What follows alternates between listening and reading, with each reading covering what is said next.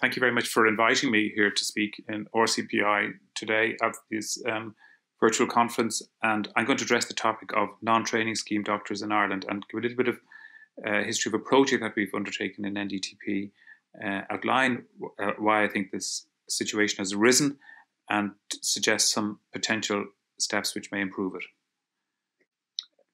The context is that Ireland is an outlier in terms of the way our hospitals are staffed. Almost 1 in 2 NCHDs in Ireland are not on a training programme, and as far as I know, this is by far the highest number in the OECD or in the Western world. So how does that reflect itself in different hospitals around Ireland? That's demonstrated on this slide here, and there are a few points I'd like to make. The first is that since 2011, the number of doctors in training in Ireland has increased by 24%. But during the same period of time, the number of non-trainees has increased by 67%. The dependency on non-training scheme doctors, and that's what NTSD stands for, is much marked in smaller hospitals. And when we look at this map here, we can see this quite nicely.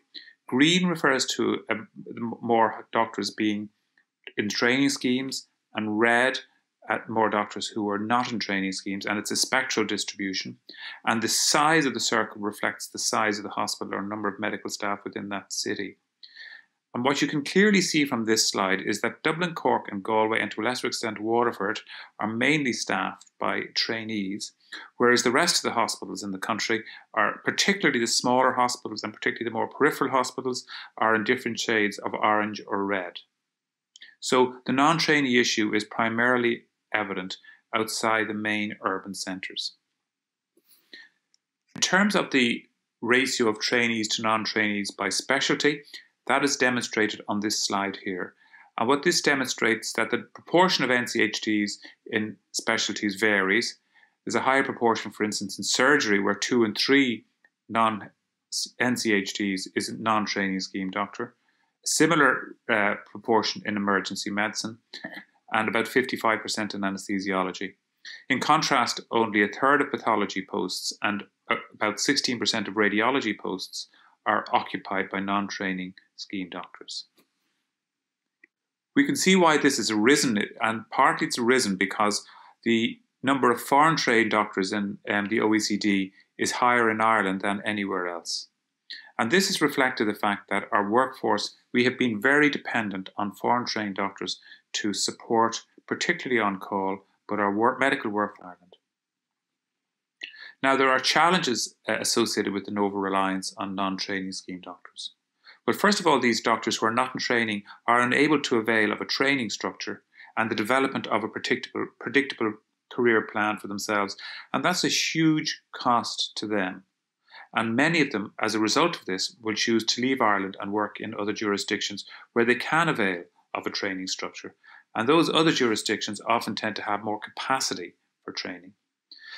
Secondly, the level of governance for non-training scheme doctors in Ireland differs to that of trainees, particularly in relation to clinical appraisal and feedback. And thirdly, the recruitment of non-training scheme doctors is much more ad hoc. It's not programmatic, and this may provide a barrier to the provision of optimal healthcare and patient safety. There are other challenges associated with this over-reliance on non-training scheme doctors. The ongoing recruitment and retention challenge threatens the ability of certain clinical sites, particularly Model 2 and 3 hospitals, and also the mental health services, to maintain existing service levels, and this may in turn compromise continued delivery of patient care at those sites. Now, the reason this has arisen, I believe, is because there hasn't been a vision and strategy to meet our medical workforce demands and to optimise patient care and safety. Now, many other health systems, such as those I've listed here, Canada, the USA, and much of the EU, they employ only consultants, GPs, and trainees, and they don't have non-training scheme doctors in large numbers or at all. And they also utilise one broad-based annual recruitment exercise stroke matching programme, which is a much more lower risk mechanism of recruiting doctors than the kind of ad hoc, often urgent recruitment that takes place for many NTSDs. There was a report produced by NDTP in 2019 around issues in relation to non-training scheme doctors, and the report made some recommendations in both the short term in terms of improvements in relation to NCSDs currently in the system, and in the long term in terms of trying to reduce Ireland's reliance on non-training doctors. And here are the key recommendations from that report: increasing consultant numbers, increasing trainee places, developing a robust medical associate programme in partnership with the postgraduate training bodies, enhance controls on the number of non-training posts, and expand the existing Irish Medical Graduate Training Initiative, IMGTI. So I'm going to address a couple of those here for you. In parallel, we've been addressing two areas. First of all, to reduce the number of non-training posts through increasing the number of consultant posts, training posts, and IMGTI posts. And you'll be aware that the government has recently, in the last year, announced that there'll be an extra 1,000 training posts in the next 10 years or so in Ireland. There's also been an increase in the number of training posts, as I outlined in previous slides, and I'm going to outline the IMGTI initiative. Secondly, I'm going to describe some quality improvement structures which will be useful for some people who are already in post.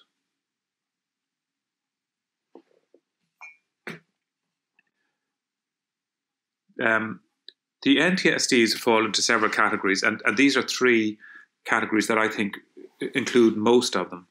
First of all, there are some who are between training schemes. Either they finished internship or trying to get onto BST, or finished BST trying to get on HST, and they're on track in some way to enter a training scheme. Secondly, there is a group who are not enrolled in an Irish training programme, but who are working towards getting on the specialist division of the register through a kind of a parallel pathway. And thirdly, there's a group who are working in clinical roles in the medium and long term, but don't intend to or are not eligible for postgraduate training or entry onto the specialist register. What we in NDTP propose as a step forward is that we develop a quality improvement framework for non-training scheme doctors. As a step forward is that we develop a quality improvement framework for non-training scheme doctors along three headings in particular. First of all, targeted educational support and content relevant to the non-training scheme doctor. Secondly, the development and availability of electronic logbooks for this group of doctors. And thirdly, on-site support, guidance and oversight through a clinical supervisor. And I'll briefly. Firstly, the targeted educational support. I think the wherewithal for this resides within the postgraduate training bodies, and we will work with the postgraduate training bodies to develop educational programs aimed at upskilling non-training scheme doctors. These will be developed to meet the varying needs of non-training scheme doctors depending on which of the groups that they fall into, and will align with the requirements of the professional competence schemes. The educational programs will be developed and designed with a view to meeting the various needs of those three cohorts of doctors whom I described.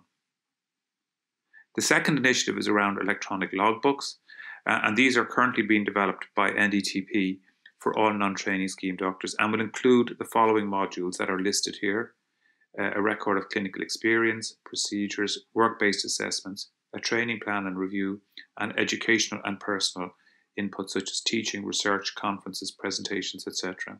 And we intend to have this logbook ready for the middle of 2021. The third main avenue is a proposed on-site support, stroke guide, stroke oversight through a clinical survivor for non-training scheme doctors. So this would be the individual identification of an individual clinical supervisor. And as part of this role, the clinical supervisor would work with the non-training scheme doctor to identify their annual educational and learning needs. And this, of course, is required through PCS. Secondly, to engage with the non-training scheme doctor logbook through online verification of the procedures and work-based assessments. Thirdly, to meet with the non-training scheme doctor regularly to provide feedback on performance. And fourthly, to provide career advice as necessary. There are also some other initiatives that have been taken around non-training scheme doctors and other issues of medical health. For instance, the establishment of a medical workforce and patient safety oversight group in the HSE, as you see, staffed by the most senior people on the clinical side and operational side of the. Secondly, the Waterford Pilot Study, which is a study where we are looking at more consultant-delivered service, less dependent on NTSDs and NCHDs.